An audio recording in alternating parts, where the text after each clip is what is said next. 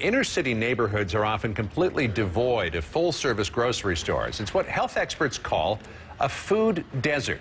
Take a look here at the statistics. A Chicago study highlighted several large U.S. cities where fast food restaurants far outnumber grocery stores in predominantly African-American neighborhoods.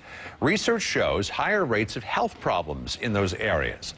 But our next guests are helping to change all of that. Joining me now is Alyssa Barrett. She is the executive director of the Progressive Jewish Alliance based in Los Angeles, which has launched a Passover project to try to change the equation. And in Chicago, Mary Gallagher, whose company did the food desert study. Good morning to both of you. And Alyssa, let's start with you. Tell us more about this Passover project. You and a group of your colleagues recently took a bus trip through East LA. What did you see there? Yes, the Progressive Jewish Alliance is part of a coalition of 30 organizations called the Alliance for Healthy and Responsible Grocery Stores, and we're raising awareness about the problems of food deserts. So we took a bus tour with over 100 people in a neighborhood of East Los Angeles called Boyle Heights.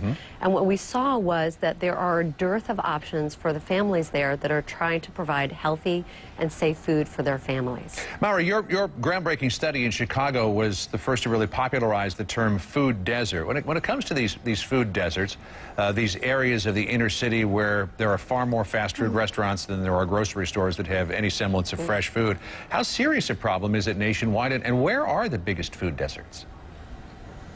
Wow, great question. Well, first of all, food deserts are in urban, rural, and suburban areas across the U.S. It's not just an inner city problem. Nationally, and being conservative, we're projecting about 10% of the population would likely live in a food desert. It's a very, very serious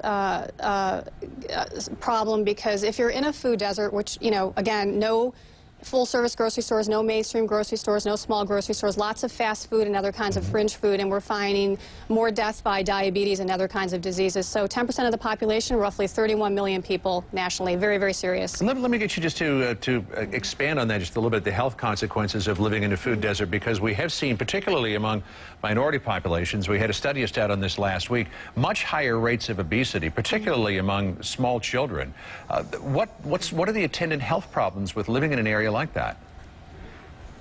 Right. Well, you know, the Surgeon General says, you know, eat 4, 5, 6 fruits and vegetables every day. In some of these neighborhoods, you can't find fruits and vegetables. Maybe you can find ketchup if you're lucky, or a can of high-salt string beans and so on. But the problem is, after you control for other factors, there's lots of reasons why people have you know, get diet-related diseases. And after you control for the key things, we find just living in a food desert has an effect. So you need good food to support a healthy diet. You need a healthy diet to have a long and good life.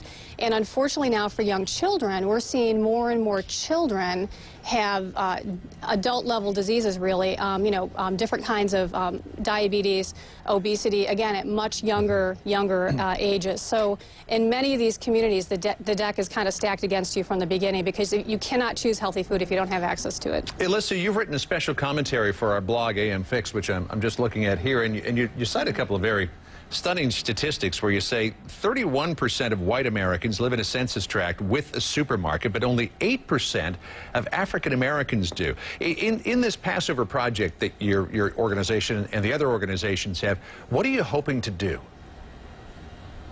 Well, what we're hoping to do is pass a citywide policy that ends the grocery divide.